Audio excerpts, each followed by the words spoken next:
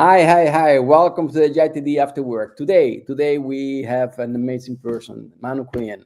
I know him already for, I would say, 150 years, maybe, or maybe longer, because we have been working together for many years, or many years back. Let's say another field. At that time, he was working on IT security, and we worked together for a bank in Germany. But now, for many years, he's working in US. He will tell us about the things he's doing. And today, he's talking about Agentic AI and the future of leadership. So, Manu, my dear, welcome. Hello, everyone. Thank you for joining us.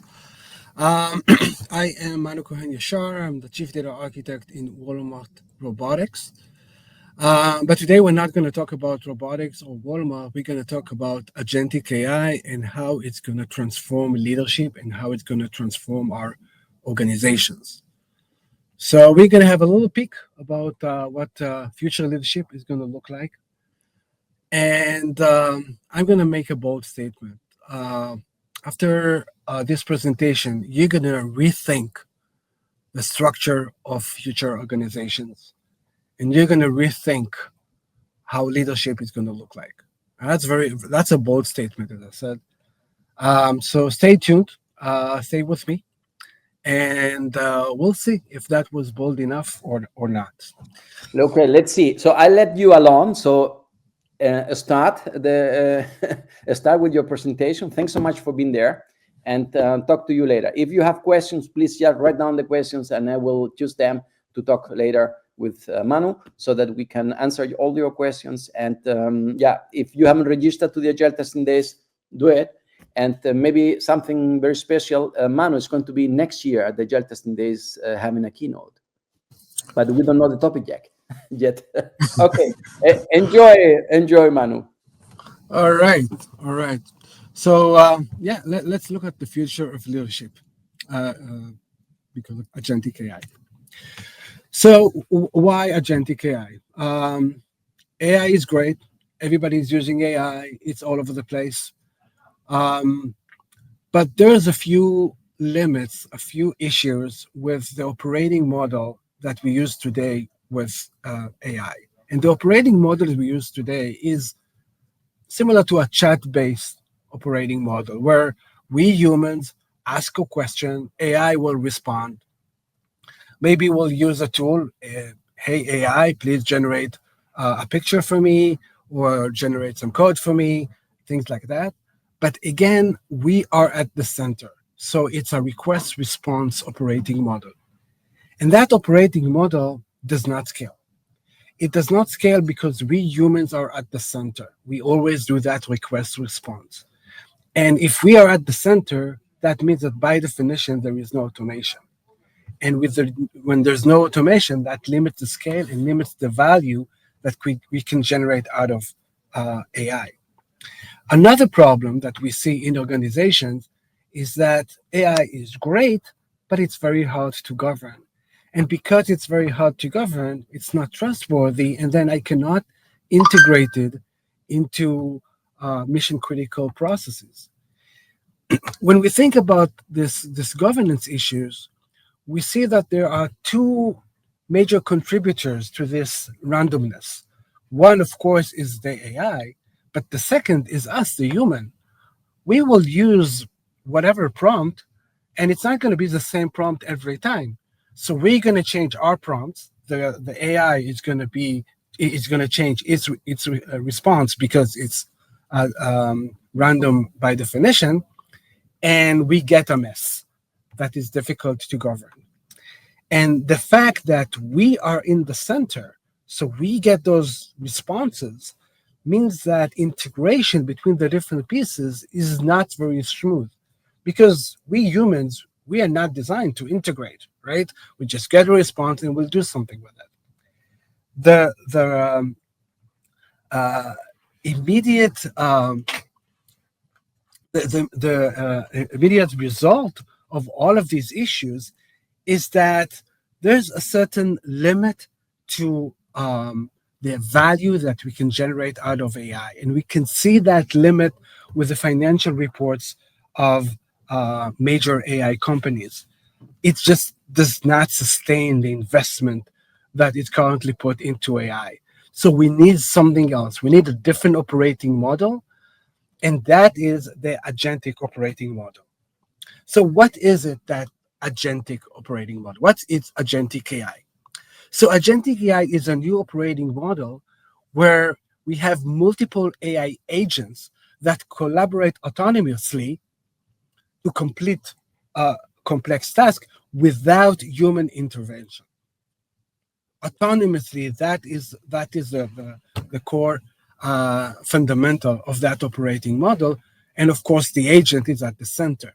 So what is that agent? The agent is an intelligent automation entity which has specific goals, a role, some context. It is equipped with tool, knowledge, and memory to accomplish a specific designated task. So in that operating model, we have multiple of those agents, and they work together. Each one of them has a very specific purpose. It is going to do just one thing, whether it's going to be an investment agent, whether it's going to be a coder agent, whether it's going to be anything else. But you use an agent for a specific purpose. And that agent has everything it needs to be able to fulfill that task, whether these are tools, whether it is knowledge, memory, etc. So how this operating model solves all the issues that we described before. First, because of these agents collaborating together and we are out of the game, now the AI becomes the actual engine.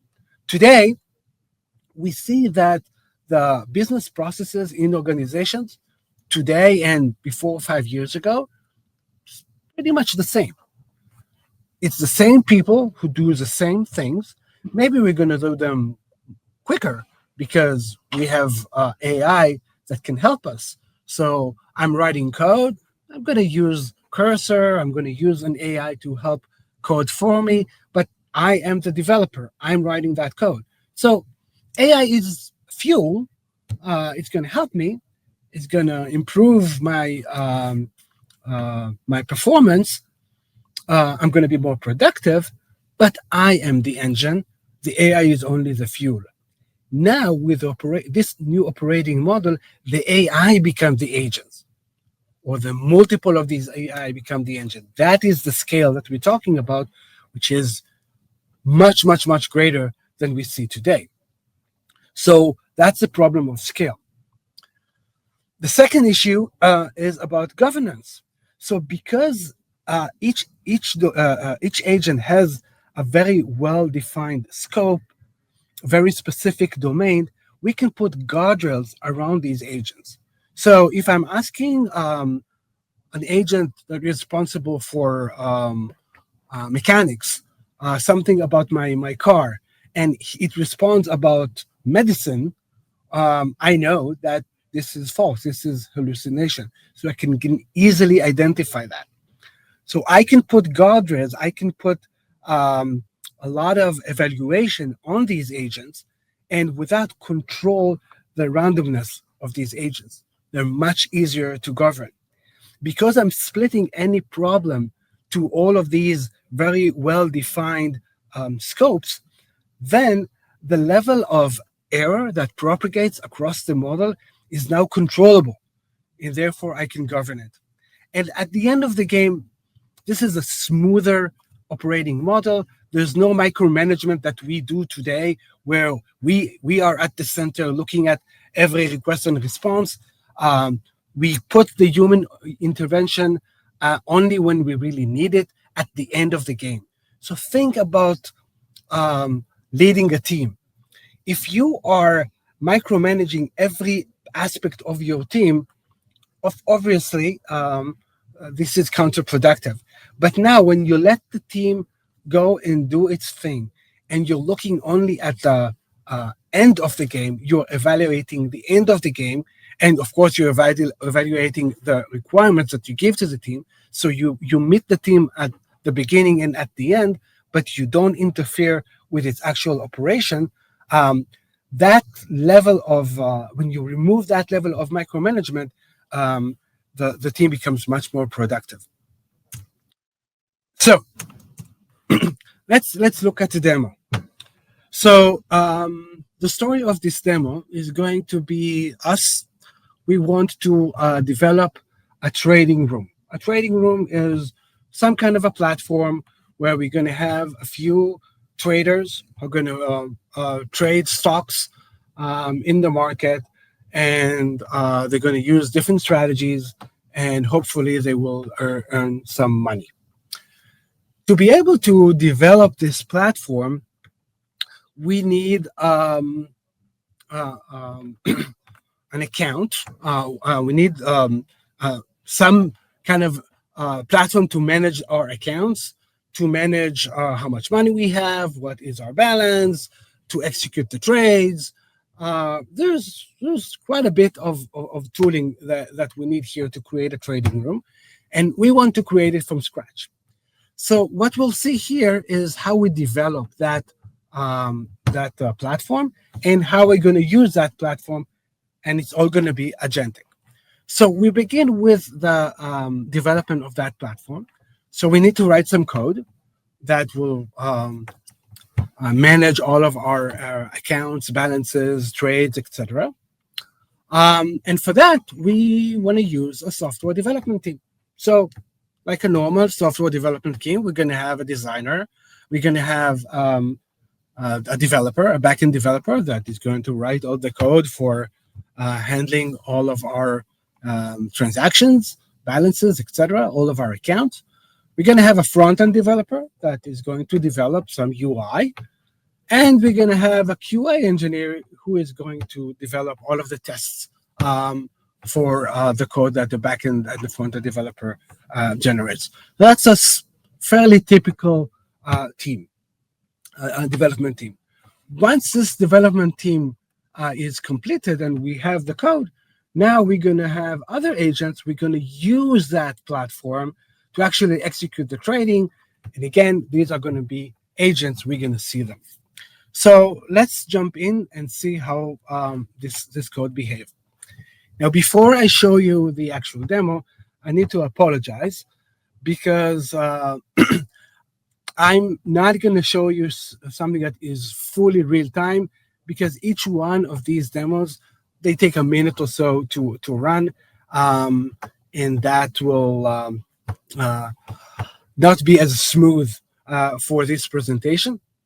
So like in a cooking show, I put something in the oven. I'm showing you how I'm setting these things up, but I created something just a few minutes ago, and I'll show you the results, so we won't need to wait these 1 minute every time. So with that apology, let's go to the code. So I'm going to use a few frameworks. There are multiple of those today. So the first one is a very popular framework. It's called True AI. Sorry, Manu, we cannot see your screen. If you're sharing your screen, we're not seeing your screen. Okay, so it's the same screen. It's the same. You just close it. Okay, so let's try again. Give me a second. Present. Share screen. Share screen. You did not see my screen for the whole time? Yes, we saw the screen for the whole time, and then when you change to do the demo, maybe you close because maybe you share only this screen. Okay. And the whole screen. I don't know. Okay. So do you see now? Okay. Do you see me now? Yes, we see it now. All right. Thank you. Okay. All right. So you saw the presentation, right? Yes, we saw that. All right. Okay, so we are going to look at some code. This is a framework called True AI. There are plenty of those frameworks. The reason why I'm showing it here, because it's very easy to present to you ideas, those fundamentals that I spoke about before. So we spoke about agents. So we're going to have 4 of these agents to develop our code. We have an engineering lead. The engineering lead has a role, it has a goal, it has some context. So this engineering lead in the engineering team, describing the work for the engineers, will write a high-level description of write the design for a backend developer. Everything should be in one Python module. Describe the function, the signature, blah blah blah, based on our requirements. Okay, and how the model should be behaved. You are a seasoned engineering lead, so that is our leader. Who's going to write the design. Once we have the design, our backend engineer is going to be a Python developer who writes code to achieve the design, writes Python model, implements the design described by the engineering lead in order to achieve the requirements. The Python model should be completely self-contained, blah, blah, blah. Here are the requirements. We will inject them in a second. That's the name. You are a seasoned Python engineer. You are you follow the design instruction carefully. You produce one Python model. That's the name. Fantastic. And you're going to use this model, this LLM. Front-end engineer, similar. You are a Gradio expert. Gradio is a front-end platform a framework that we're going to use. You're going to write the Gradio UI based on the backend. So the backend engineer is going to give you some code. You're going to create the UI for it. And the test engineer, you are an engineer of coding skills in Python. You're going to write unit tests for the module. So these are our 4 agents, and we can see what is the goal that they have, what is the context that they have. As we said, every agent has a goal. Now we're going to give these agents some tasks. So for our developer, for our designer, you're going to write the high-level description, okay, based on these requirements. The output is going to be an MD file that we're going to look at in a second. We're going to call you engineering lead. That's the agent. The other task is for the developer. So for the backend engineer, that's your task. You write a Python model, implements the detailed design, giving you by the design task, by the design engineer. The front-end developer, you will have to write a Gradio UI. You're going to call it app.py. And it's going to be a UI output that is going to demonstrate the backend class. And for the developer, for the test engineer, you're going to write some tests, okay? That's going to be the name of the test something, going to put them in that same directory based on the code given to you by the backend developer. All right, so once we have that, we just missed the requirements themselves. So here are the requirements. A simple account management system. The system should allow users to create an account, deposit funds, etc., everything that we want from that account system. And once we have those requirements, the model name is going to be accounts.py. The class name is going to be account. We just put them here. And this is what we are going to inject. We are going to inject to everything we had here, the requirements, the model name, etc.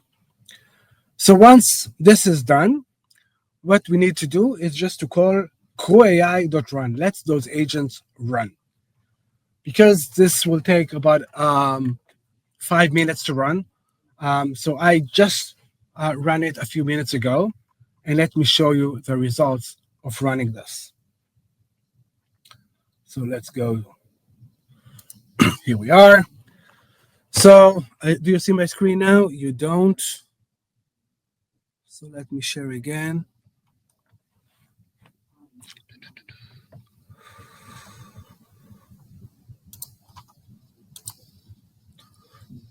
Present, share screen.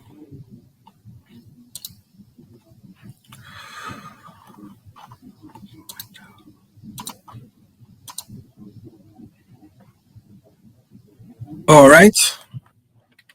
So you saw the code, right? Now we see how this runs. So I'm running just crew.ai.run, and let's see what's happening here. So we have first our engineering lead. So this is what he's tasked to do, to write the simple account management system for the trading simulation problem. These are all the requirements that we saw before, okay? And the engineering lead is starting to work on this. So he's thinking, and he's working, and he is writing us a model name account.py. And here is what he writes. Writes an overview of the accounts.py. This is all the methods that we needs to be implemented, okay, and a description of every one of these methods. Fantastic. This is how we're going to use those methods. All right, so the engineering link is completed, okay, and we are going to continue and assign the work to the next developer. And the next developer is a Python engineer who can write the code. So the engineer, you can write code to achieve the design described by the engineering lead. These are the description that the engineering lead sent us. Okay, he is thinking, he is working, and he is trying to execute the code that he writes, but the code does not work very well, so he's trying again. Okay, and here is some code that he is writing, and he's trying to test the code, and it looks like he's completed. Fantastic. All right. So now we're going to continue and write some.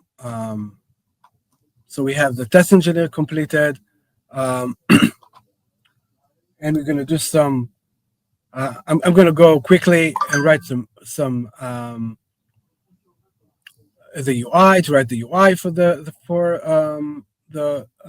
code, and eventually to write the test. So we see that all of these agents continue and work together. Okay, here are the tests that were written by the test engineer. And by the end of this process, we have all of the code and the design available to us. Let's go and look at the results of this. So again, let me share my screen again. Present.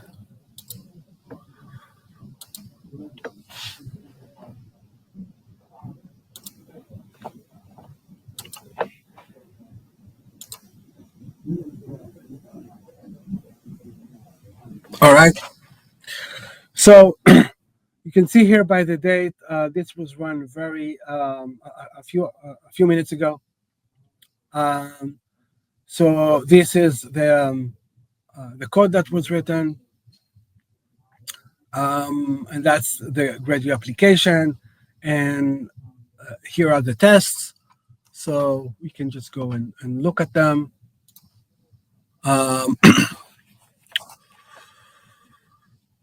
So that will be under output.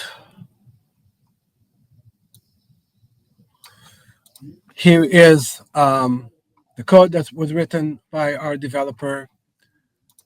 This here are the design document that was written by our leader. All of the methods. This is the graduate application, and here are the unit tests. All of the tests and how to run them. All of this was written by our agents. Now I will even run this. So here I'm running uv.run app.py. I'm just running this code that was written just a few minutes ago. And let's have a look at this code.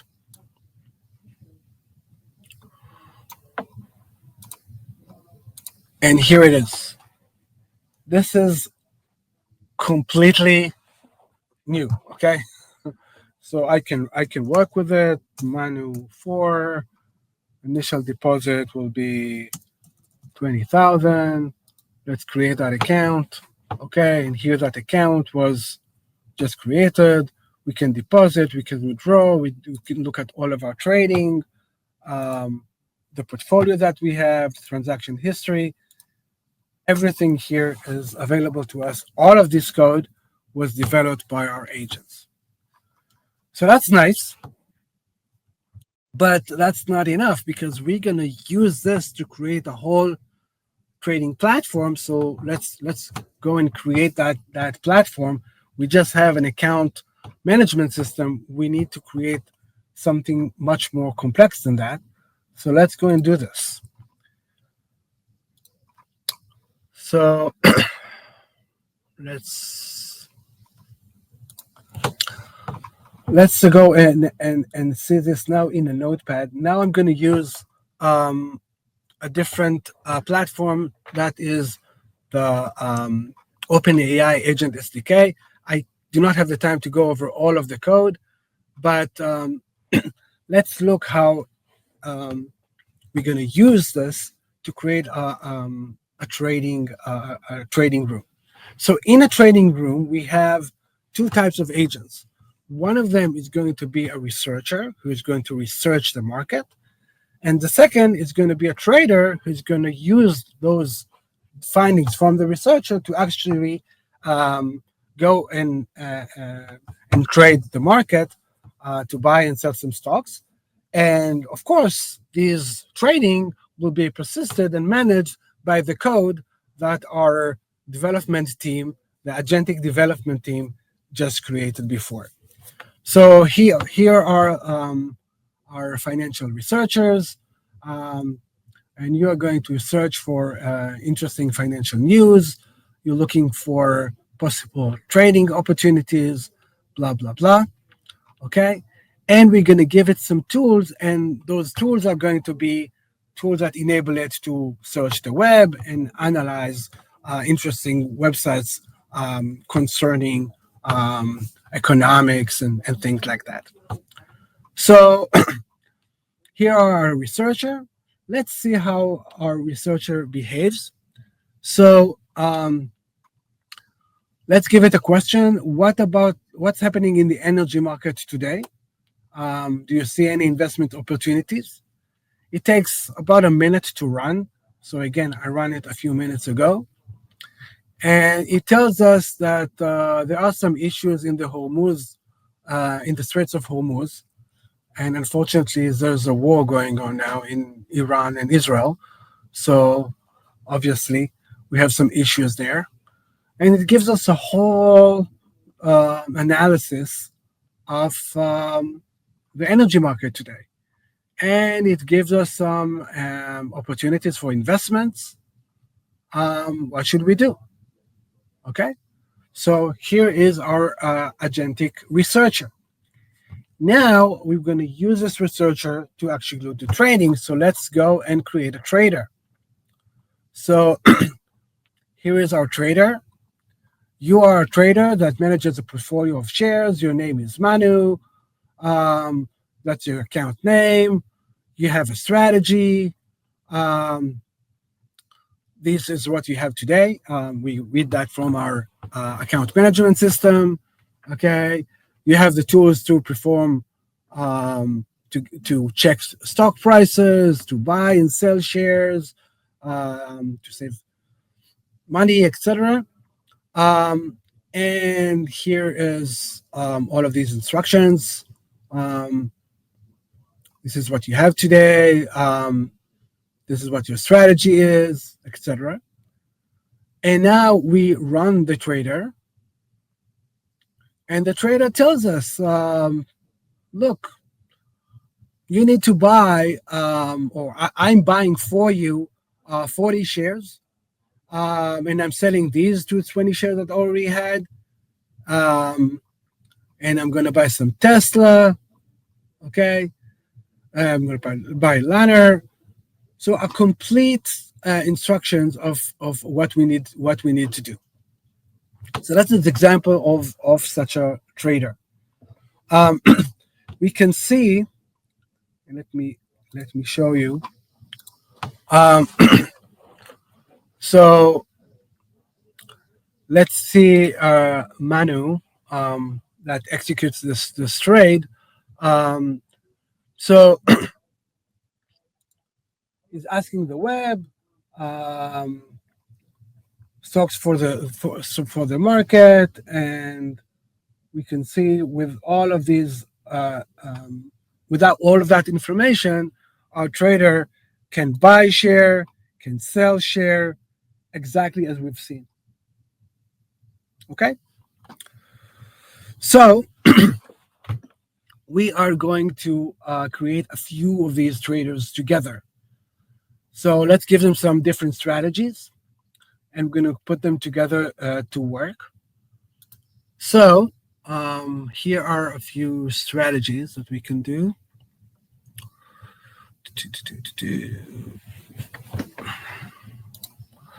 So we're going to create Warren, George, Ray, and Kathy, and we're going to give them you are trading like Warren Buffett, you are value-oriented investor. George is an aggressive and market trader. Ray, well, you apply systematic principle approach. And Kathy, you are aggressively, okay, opportunities in disruptive innovation, particularly focusing on crypto. And so we see very different strategies. And now we run these traders. So I run them for a few minutes. Here they are. They run them, and let's see how they behave. So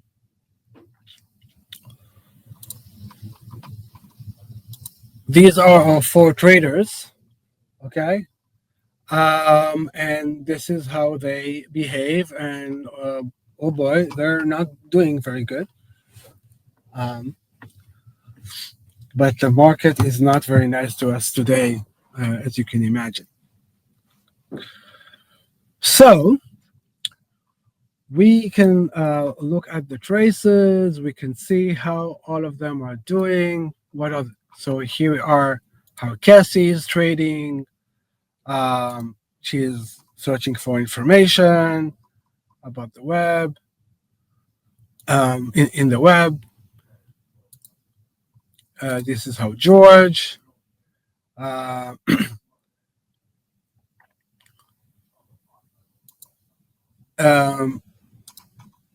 We can see that he is buying shares, and he even pushed me a push notification about those shares. So I got a message in my phone that George bought some shares. So at the end of the game, we saw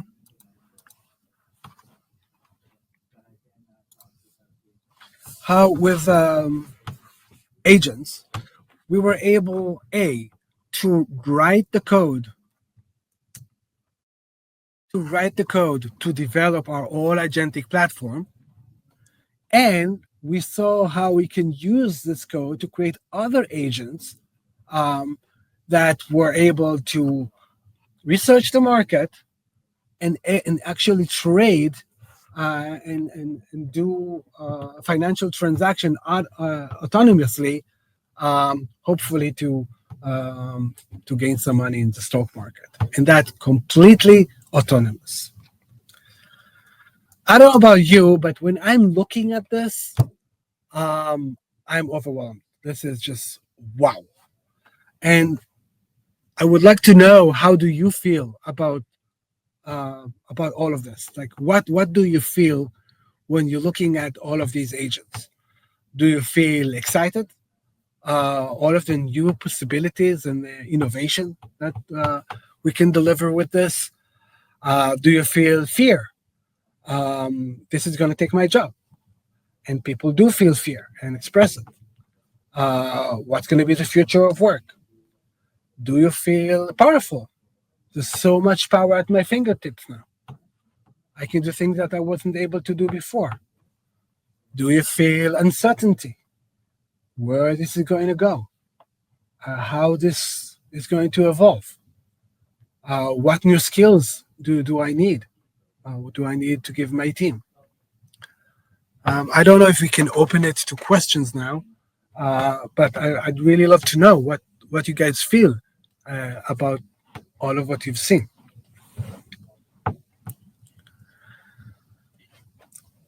Anyway, I don't think we can take questions now, so I'll continue. This is not simple to grasp, and as leaders, we need to work with those feelings, and we need to guide our organization to be productive and towards a positive outcome. So to understand the fear and the uncertainty, but to build something that is exciting and productive. So for us as leaders, there are a lot of implications that we need to think about. First, in the very near future, every developer is going to be armed with agents, with armies of agents. And we need to figure out how we handle them together. These are new management models. How do we govern people and agents alike? How do we create teams that are composed of people and agents?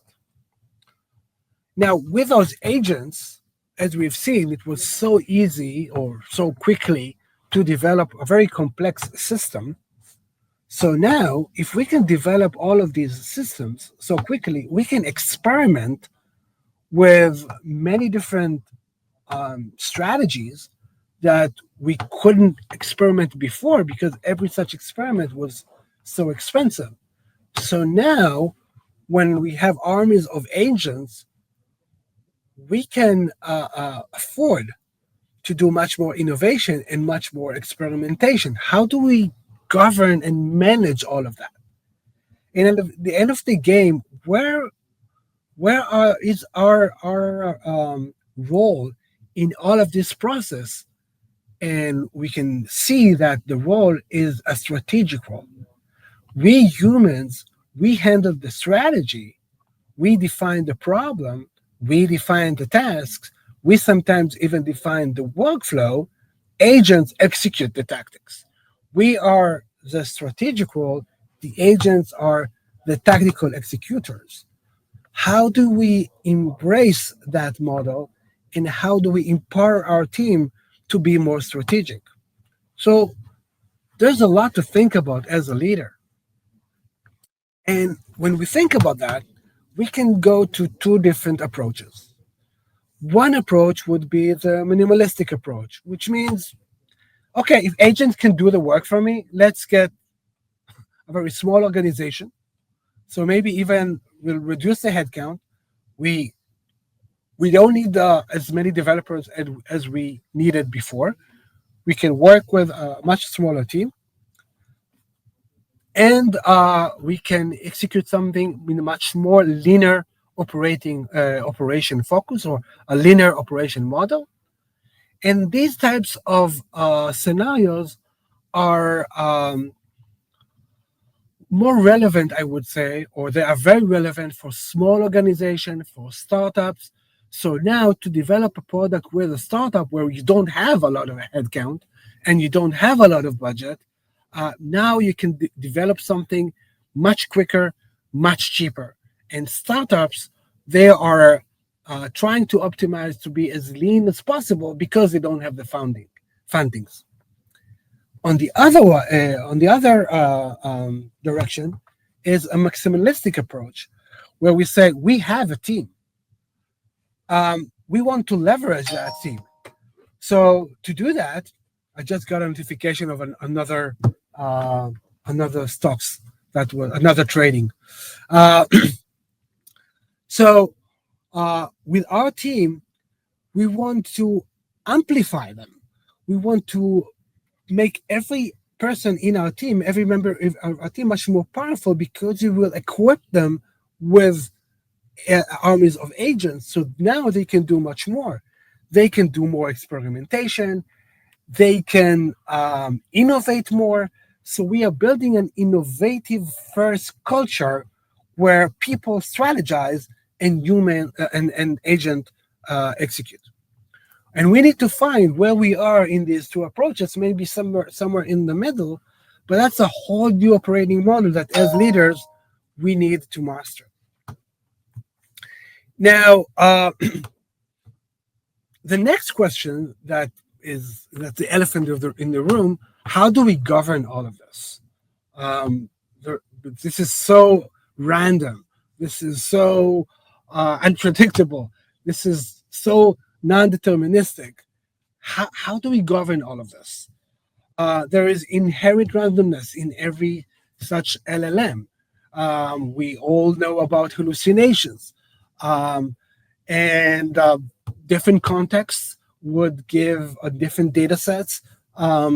Different data that we are grading on would create bias. And the results are very context dependent. So with all of that randomness, how do we govern this new exciting world? And I would like to suggest a different perspective to how we're going to look at this. Because, yes, LLMs, AI is non-deterministic, but it's not the first time that we met a non-deterministic agent or a non-deterministic entity, because we are non-deterministic. We people, we make frequent mistakes. I make mistakes all the time, and you do the same. We have memory gaps. Sometimes I forgot something. My wife told me to do something, and I forgot all about it. We had cognitive bias. We are biased because of our education, because of where we grew up, because of us being human. We make reasoning errors all the time. So agents are not special in that. Yes, the agents do produce inconsistent outputs. It's a different output every time.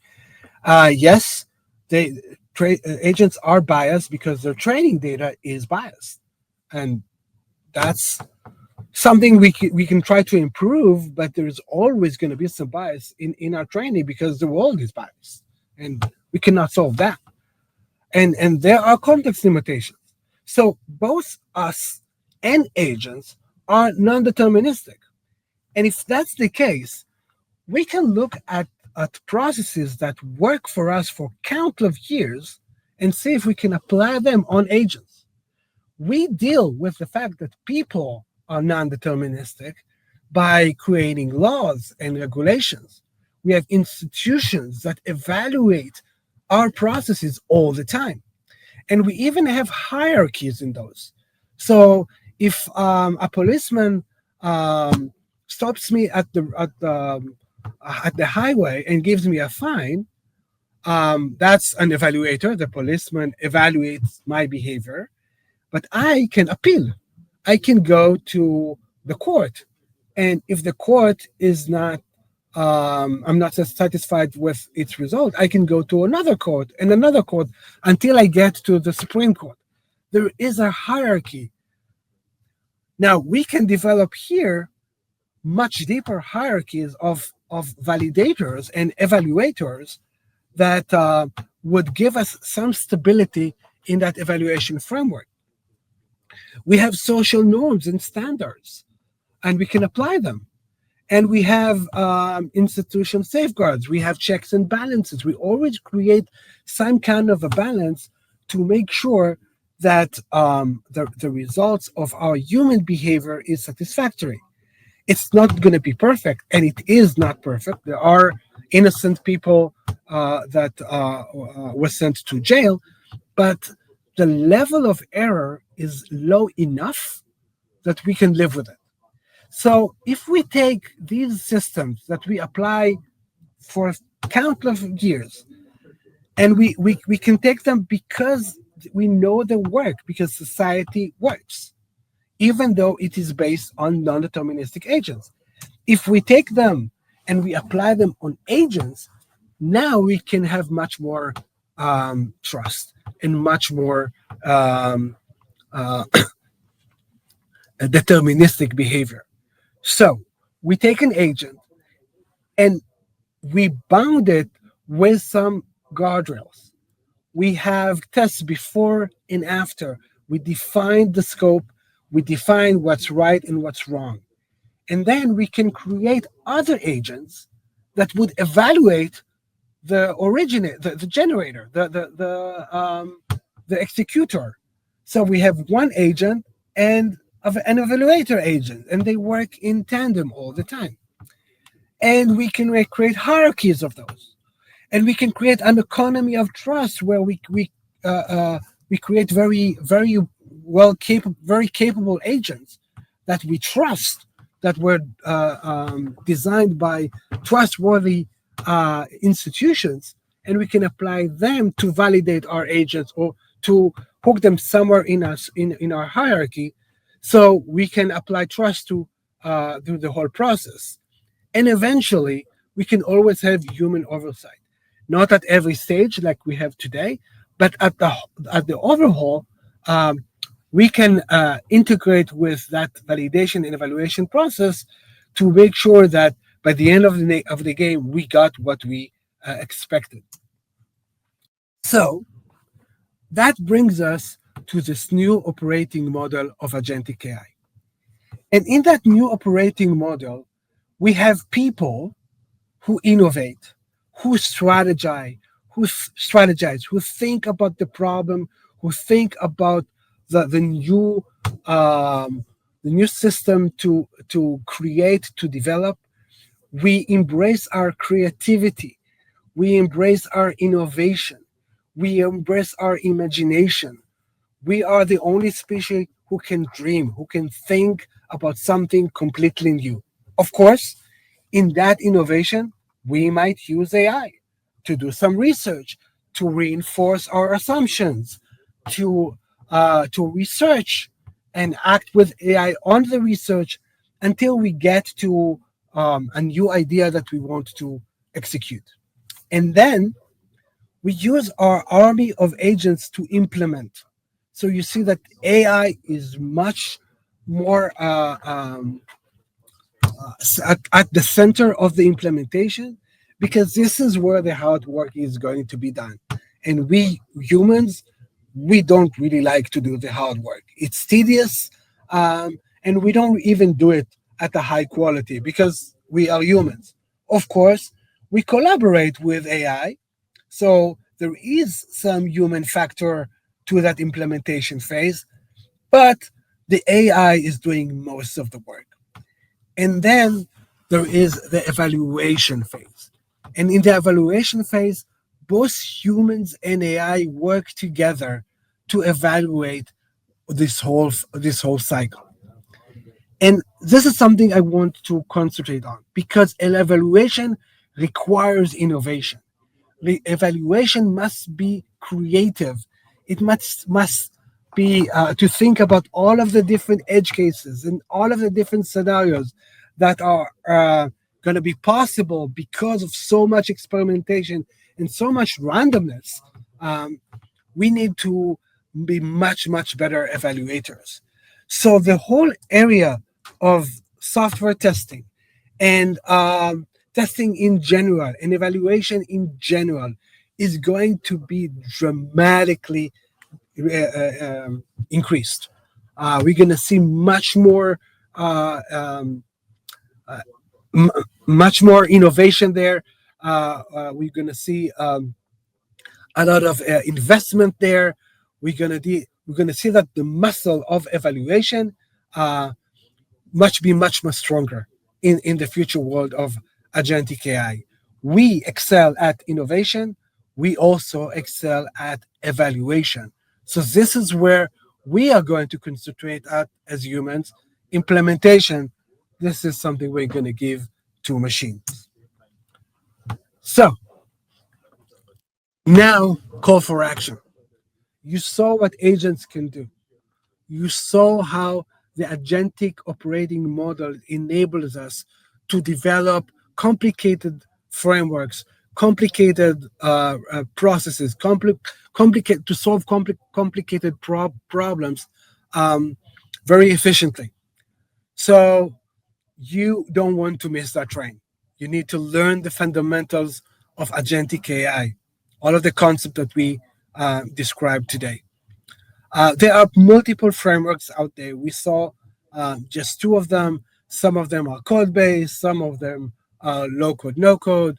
There is a whole universe of these frameworks. You want to be aware of them. There's going to be a new leadership strategy. How we are going to introduce this operating model inside our organization? How are we going to empower our teams to adopt these new capabilities and not to be fearful of them? And with that, you are going to lead the transformation inside of your organization. So tell me, after you've seen all of this, do you agree with me that we need to rethink the structure of our organization? We need to rethink leadership? I think we do. As leaders, we need to inspire and promote creativity because this is what we do best. We can strategize, we can innovate. We need to promote experimentation, and we need to be much better at evaluation. And we need to adapt and collaborate to that new future. Thank you very much.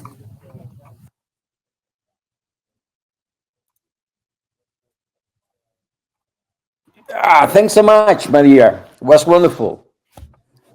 Was wonderful. I want to see if you have any question there. Can you hear me? I can hear you. Okay, wait. So we have no more questions. So the thing is but I have a few questions at least myself. So I mean it's amazing to see how quick this is getting into the companies. I saw last week, I think, or 2 weeks ago, from Angie Jones, a small talk that she gave, and where she said that Goose, in the company she's working, and that everybody's using everybody from top to the bottom, they are using agents to work. Everybody's using that. So it took 1 year to implement this through the company, and I mean, this is scary at one point, because they are innovating quite quick and do things quite quick. So what is the meaning that for the companies? Because you don't have only these tech companies that have the knowledge and so on. You have all the small, mid-sized companies doing a lot of other things that had nothing to do with tech. Tech is only the vehicle that they can do things, produce things. And how is this going to be there? So, obviously, when there's new technologies introduced, the first adopters are usually companies that write code, and they are very tech savvy, I would say. So that's just the nature. But the operating model is going to be all over the place. So you see today more and more frameworks coming and are into realization, and they are available to non-developers, low-code, no-code platforms such as N8N, or such as Copilot Studio from Microsoft. Even Crew AI has a version that is non does not require code, that is low code, no code. So you will see that this um, universe of tools that are designed for business users, not for coders, is going to be larger and larger, and there's so much investment going on. Never mind if this is a coding company or this is a business company. The operating model that I laid out, innovation, execution, and evaluation, this is going to be true for any business, for any company. Never mind what the tool that they're using.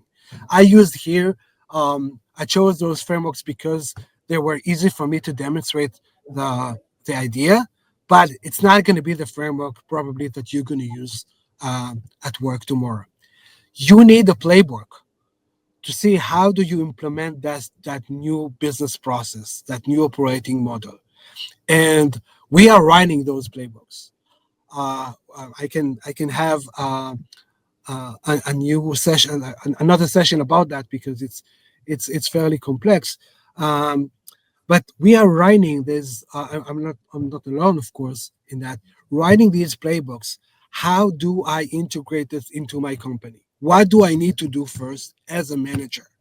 And when you follow these playbooks, you start small, you experiment with this new operating model, you get familiar with it, you get more experience with it, and then you expand across the organization using the tools and frameworks that are relevant for your business. Yeah. What I see, I'm also the opinion of you that, or the same opinion, that when you're using that amount, because it's you are going to have a lot of agents working for you, so you need to test them, and Absolutely. and this is a huge amount of testing, and maybe we need also to think about how to do that. Absolutely. All of the testing paradigms are going to be transformed completely. And that evaluation phase that is going to require so much more investment and so much more strategy. You're going to see a lot of emphasis, a lot of traction around evaluation. Absolutely. Testing is key here. It's strategy and testing. Mm. Now, today, let's be honest with ourselves. Um, Most of the pride is given to the developer. Most of the money is going to the developer. And in the next world, most of the pride and money and investment is going to give to the tester, to the strategist, to the designer, and to the tester. The developer is going to be automatic. So you're not. Well, mhm. You What, see, what, so yeah, evaluation is key. yeah, I understand. And in your opinion, when you talk about the designer, are you talking about the people who are doing the requirements? Doing the requirement, thinking about the business aspects of the problem, thinking about the high level creation, the high level, what are we going to do, what problem are we going to solve, and at the high level how, and the strategy of how we're going to test this. How do we know that this is safe? How do we know that this complies with rules and regulation? How are we going to know that this is effective for us, Yeah. not only technically but ethically? Do you think that, I mean, for the management, for the leadership, so we have seen in the past till today that in many banks and in projects that I were working when I was a consultant, and that in the bank there is a lot of people that they are using Excel to calculate, to do things next to the normal IT that the bank has. So they create their own small application in Excel. These applications are not test, and they are using that for the daily work, also for dealing with things. And I know, so there's now some kind of regulations on that, at least in Europe. And but I think that if this is common and everybody is going to be able to create an agent for your daily work, so they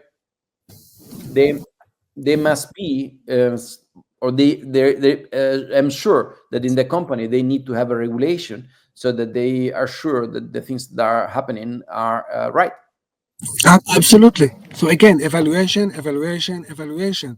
There's a lot of observability tools that you need to integrate, and there's a lot of standards that you need to write. How do you evaluate that this thing, A, did it thing right, and it did it according to our ethics, according to our regulation, according to our standards, etc. Now, at the end of the game, the regulator care less about if it's Excel or if it's another tool, but they care about specific things that are important to them, mostly in the business side. So what's the implication of everything that you do? Which information, which data did you use? Who is open to that data? Who is exposed to that data, et cetera, et cetera. There's a lot of regulations of that. You can standardize all of this, and you can agenticize all of this. But again, the evaluator is at the center. It's not going to move without strategic understanding of how are we going to test this every step of the way. And that's why I'm expecting the business of software testing and evaluation in general to boom in the next few years. Yeah, I hope so. I hope so. I hope so. So, dear Manu, thanks so much. We are done with the time. It was really a very nice presentation. I learned a lot. And yeah, thanks so much for being there. Okay. Thank you. Thank you. Thank you for having me. And thanks so much for being there, and see you soon. Okay. Absolutely. So, my dears, it was again an incredible talk from Manu about agentic AI and the future of leadership. So, and what he said about testing, I think that we all know that this is going to explode. It's going to be dramatically increasing the work. For that, you will need knowledge, not only about the agentic AI. You will need knowledge about testing. So. We are there if you need us. Thanks so much for attending, and see you soon. Okay, take